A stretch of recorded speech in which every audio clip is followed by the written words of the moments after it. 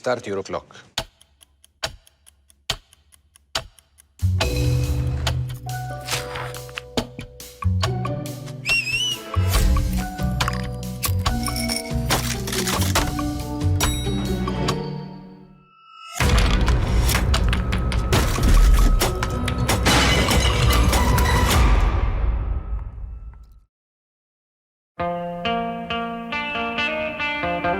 Comment le jeu de la dame a-t-il ramené les échecs à la mode? Restez jusqu'au bout car à la fin on va faire l'analyse complète d'une séquence de match pour approfondir la question.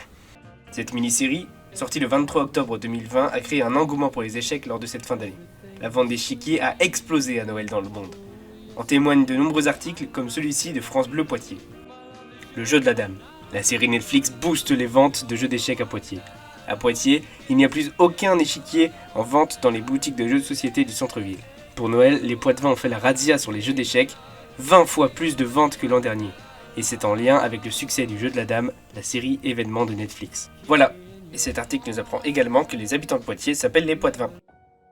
Outre le fait que cette mini-série ait rassemblé environ 62 millions de spectateurs sur Netflix, ce qui en fait la mini-série la plus vue sur cette plateforme depuis sa création, que sur Sens Critique elle est considérée comme la meilleure série de 2020, et que sur Allociné selon la note spectateur elle est classée comme 5e meilleure série de tous les temps, il y a bien une autre raison pour laquelle les gens ont eu envie de se mettre ou de se remettre à ce jeu datant du 6e siècle. Nous n'allons pas nous intéresser à pourquoi les gens aiment cette série, mais à comment cette série a-t-elle donné envie aux spectateurs de jouer aux échecs. Je ne spoilerai pas, sauf à un certain moment, mais ne vous inquiétez pas, je vous préviendrai à l'avance. Déjà, première chose, qui est la plus évidente, c'est que le jeu de la dame a, entre guillemets, déringardisé ce jeu pour beaucoup de personnes. Car oui, on va pas se mentir, souvent quand on pense aux gens qui jouent aux échecs, on a plutôt ce genre d'image qui viennent en tête. Alors que dans la série, voilà, on va dire que c'est pas le même profil de personnage. Ils et elles ont la classe, ce qui donne une nouvelle image des joueurs d'échecs. De plus, le personnage principal, Beth Harmon, est une femme alors que le milieu des échecs dans les années 60 et même aujourd'hui n'est pas vraiment un milieu très égalitaire à ce niveau. Ce personnage permet donc de montrer que tout le monde peut y jouer, même si elle ne veut pas mettre en valeur le fait que ce soit une femme génie des échecs, elle rappelle tout de même qu'une femme est aussi légitime que n'importe qui à ceux qui penseraient le contraire. Les femmes sont alors encouragées à jouer à ce jeu, qui doit encore faire des progrès en termes d'intégration des femmes. Annette Packer, I was your first official win. You cleaned my clock. The whole thing lasted about 15 minutes. Sorry. Oh, don't be, it's an honor. I'm always telling people that I was there for 2 of your big firsts. I knew you were going places, and that meant something to me.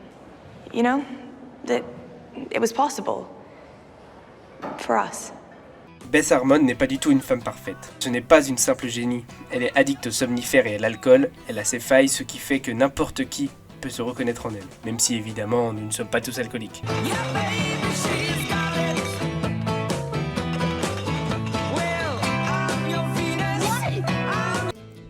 Autre phénomène qui fait que les gens se remettent aux échecs est que maintenant il y a plus d'adversaires, donc même des personnes qui n'ont pas vu la série et qui aiment les échecs mais qui jouaient très rarement faute d'adversaires, ont maintenant des personnes contre qui se battre et vont alors pouvoir jouer plus régulièrement.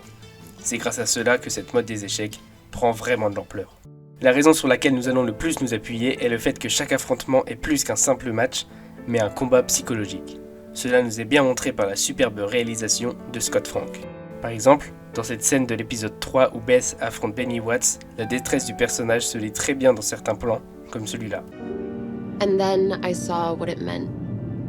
With the pawn gone, I was open to a rook bishop mate because of the. D'abord, le jeu qui est affiché au mur est flou, car Beth est troublée par le jeu de son adversaire.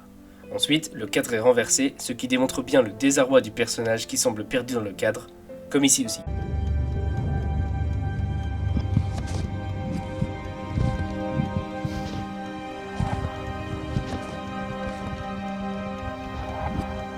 Ou encore ce plan-là, qui tourne autour des deux joueurs, montrant que les personnages cogitent fortement.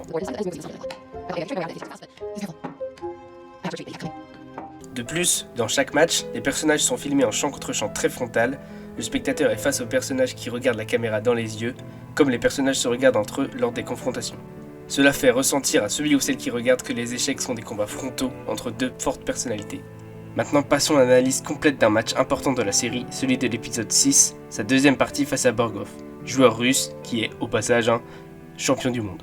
C'est ici qu'il y aura un petit spoiler, ce n'est pas un élément extrêmement important, donc si vous le souhaitez, vous pouvez quand même rester. Sinon, voici le timecode pour passer le spoil et regarder la fin de la vidéo. Avant de commencer l'analyse, il faut savoir qu'avant cette scène, Beth Harmon a pris des calmants et a bu de l'alcool fort. Allons-y. Thank you. D'abord, nous avons ici un plan épaule qui tremble donc, montrant la panique de Beth Harmon car elle est en retard à ce match très important. Cette panique se lie alors dans le mouvement de la caméra qui semble instable à cause du plan épaule et dans le jeu de l'actrice. De plus, il y a une très faible profondeur de champ. Cela signifie que seul le personnage est net dans le cadre, tout autour est très flou, ce qui accentue cet effet déstabilisant et troublant ressenti par le personnage. Mademoiselle, une photo. Arrivez à gauche, souriez, s'il vous plaît.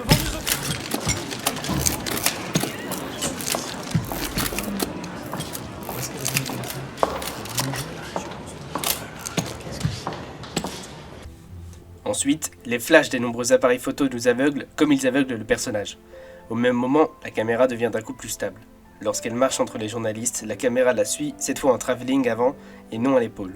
Donc la caméra ne tremble pas. Ce plan rappelle celui juste avant qu'elle entre dans la salle, mais avec pour différence que cette fois-ci la caméra est stable. La profondeur de champ est toujours faible, Beth Harmon veut montrer à tout le monde, mais surtout à son adversaire, qu'elle est confiante. Ce qui n'est pas vraiment le cas. I'm sorry.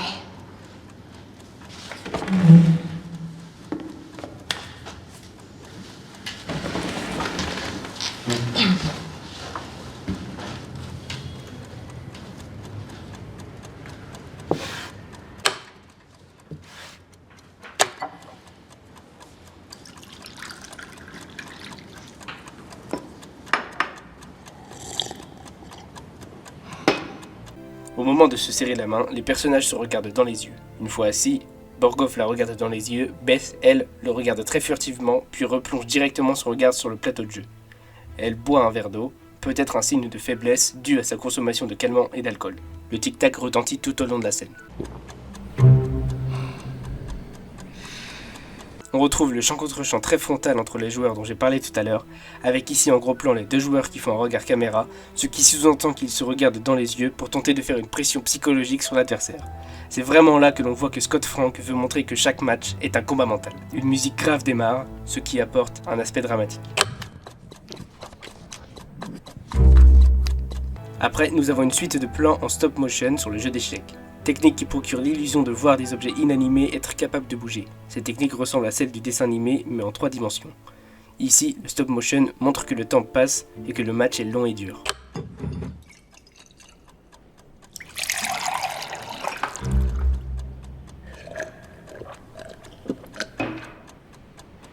Nous revoyons Beth qui se sert un verre d'eau, cette fois-ci en gros plan. Le réalisateur montre que ce détail est important. Le mouvement du personnage est tremblant, Beth n'est pas sereine. Et si elle se resserre un verre d'eau, c'est qu'elle est vraiment affaiblie par l'alcool et les calmants. Un rapide gros plan en contre-plongée apparaît sur Borghoff qui semble intrigué par l'attitude de son adversaire. Gros plan frontal sur Beth Harmon qui ne regarde pas son adversaire cette fois-là, sûrement parce qu'elle est en train de perdre confiance.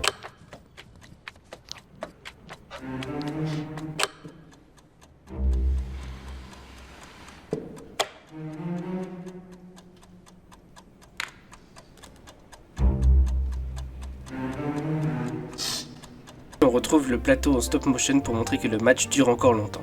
La pression monte, la musique s'intensifie. On a ce plan qui démarre des cheveux de Beth, qui suit le mouvement de la dame sur le plateau et arrive sur Borghoff qui continue de la fixer. Il y a une coupure, puis on la voit qui est en sueur et qui regarde son adversaire très brièvement. Elle n'est pas du tout en confiance. Elle renifle même, signe qu'elle n'est plus apte à faire attention à sa classe et sa tenue en public auquel elle nous a habitués dans la série.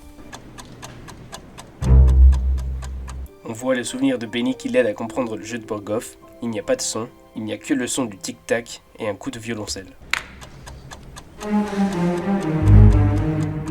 Elle joue, puis le regarde dans les yeux, comme si elle voulait voir son attitude. On retrouve le stop motion, l'affrontement est donc très long. Gros plan frontal sur Borghoff, encore plus proche que celui d'avant. Il regarde toujours son adversaire dans les yeux. Il reste stoïque, il en est même imposant et effrayant.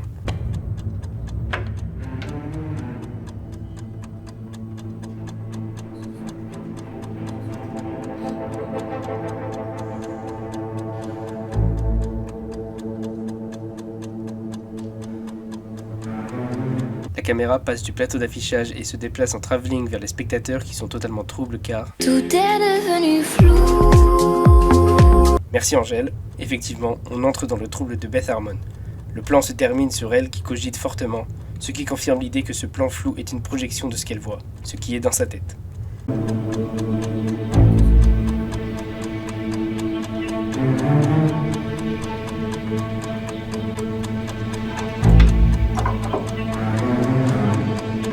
Elle demande à ce qu'on remplisse son pichet d'eau. Elle semble ici très vulnérable. Borgov baisse les yeux. Il semble avoir compris qu'elle ne va pas très bien. Elle tente de se reconcentrer, mais semble perdre ses moyens. En témoigne le début de larmes qui se forment dans son œil. On revoit le même souvenir où Benny et elle discutent de stratégie contre Borgov.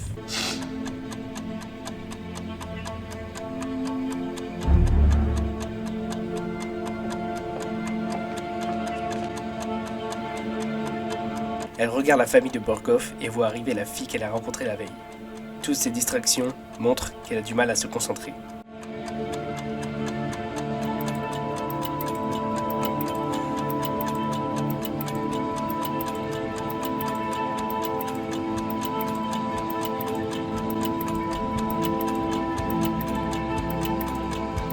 Il y a une alternance entre deux gros plans, un sur la tour sur le plateau et l'autre sur le visage de Beth déboussolé. Elle se tâte à la déplacer, cela semble être un choix très important au vu de l'insistance des plans. Lors d'un gros plan sur elle, si l'on regarde ses yeux, elle semble chercher toutes les possibilités, on comprend qu'elle veut éviter de déplacer sa tour.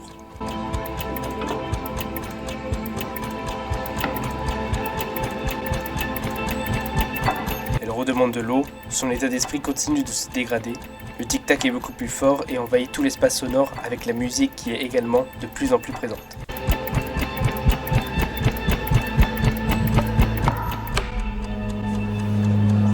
Elle décide de déplacer sa tour. La musique s'atténue d'un coup. Son destin semble scellé. Le public réagit. On a un plan d'ensemble sur les deux joueurs et les spectateurs derrière. Elle baisse la tête, son visage est caché par ses cheveux. Borgov joue rapidement.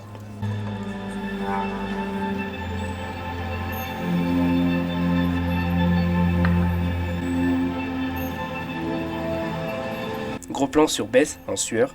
Elle le regarde dans les yeux, et comme nous sommes en contre-plongée, elle semble regarder légèrement vers le haut, comme si Borgov était au-dessus. Borgov, lui, la regarde dans les yeux, mais lui semble regarder vers le bas.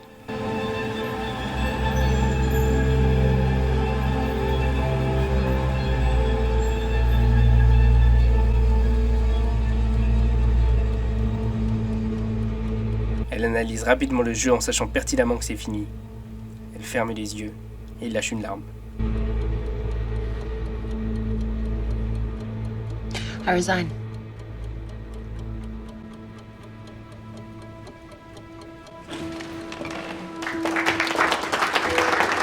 Beth Harmon part rapidement et dans le flou total, troublée par ce match catastrophique pour elle. Cette analyse m'a permis de montrer que paradoxalement, on a envie de jouer aux échecs en voyant la série. Alors qu'on ne suit pas vraiment la partie d'échecs en elle-même, on suit un combat psychologique entre deux personnages forts en caractère. C'est cela qui donne envie de jouer. Ce n'est pas juste un jeu, c'est un affrontement moral qui permet d'aller au-delà avec un investissement total de la personne. Cette analyse me permet également de saluer la performance de Anya Taylor-Joy et surtout celle de Scott Frank qui utilise ses talents de mise en scène au service de matchs puissants émotionnellement, autant au niveau du sens, comme dans la scène que nous avons analysée, qu'au niveau esthétique, comme par exemple ce magnifique plan séquence d'exposition que je vous mets en accéléré, qui montre l'étendue de ces magnifiques décors et les qualités techniques de cette mini-série. Alors maintenant, soyez fiers d'avoir eu envie de vous mettre aux échecs grâce à cette série. J'ai l'impression qu'aujourd'hui, on est critiqué si l'on découvre quelque chose grâce à un phénomène de mode. Je trouve ça bête car c'est une bonne chose si tout d'un coup plein de monde se met à jouer à ce très vieux jeu auquel certains jouent depuis très longtemps. C'est très bien si vous y jouiez déjà avant, mais si c'est nouveau pour vous, vous pouvez en être fiers. Vous pouvez dire cette série m'a permis de voir ce jeu sous un autre angle que je n'avais jamais vu avant. Assumez-le, ne mentez pas à cause de ceux qui vous jugent de ne pas y avoir joué avant. Voilà, merci d'être resté jusqu'au bout de cette vidéo. J'espère qu'elle vous aura appris des choses et permis de mieux comprendre ce phénomène. Je trouve ça super qu'une mini-série aussi bien réalisée et interprétée fonctionne autant et permette au monde entier de rejouer à un jeu qui est trop souvent jugé pour être destiné à une certaine partie de la population, alors qu'en réalité, tout le monde peut s'y essayer. Abonne-toi pour voir d'autres analyses comme celle-ci ou pour connaître l'histoire de la création d'un film. Propose-moi des idées de films ou de séries dont je pourrais parler dans une autre vidéo. Allez, salut, et allez au cinéma, surtout prochainement. Quand les salles vont rouvrir, va falloir y aller en masse. I remember you. remember love when I do, when